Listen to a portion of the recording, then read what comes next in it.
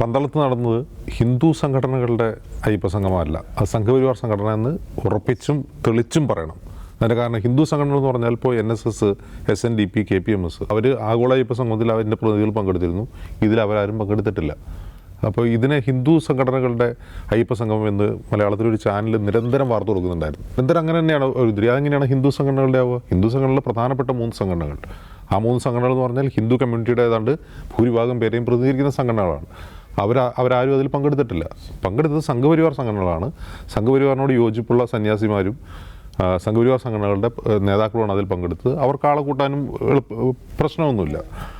Okay, അപ്പോൾ അതിലുയർന്ന പ്രധാനപ്പെട്ട ആക്ഷേപങ്ങളിലൊന്ന്, ഞാൻ അതിൽ പലരുടെയും പ്രശ്നം കേട്ടു. ഈ സ്വാമിയുടെ വിഷവാചകങ്ങൾ മാത്രമല്ല, ഈ വിഷവാചകങ്ങളുടെ ഈ പ്രൊപ്പഗൻഡ തുടങ്ങിയിട്ട് ഇപ്പോൾ കുറച്ച് നാളായി. എന്ന് പറയാൻ കാരണം, ഒന്ന് വാവര് എന്ന് പറയുന്നത് അങ്ങനെ ഒരാളില്ല, അങ്ങനെ ഐതിഹ്യത്തിലും അങ്ങനെ ഒരാളില്ല. ഇനി ഉണ്ടെങ്കിൽ തന്നെ അയാളിപ്പോൾ നേരത്തെ പറഞ്ഞ പോലെ തീവ്രവാദിയാണ്, അയ്യപ്പനെ തോൽപ്പിക്കാൻ വന്ന ആളാണ്. അങ്ങനെയൊക്കെയുള്ള ചരിത്രവും ഐതിഹ്യവും, ചരിത്രം മാത്രമല്ല തിരുത്തിയെഴുതുന്ന, ഐതിഹ്യവും തിരുത്തിയെഴുതുന്ന ഒരു പണി തുടങ്ങിയിട്ടുണ്ട്.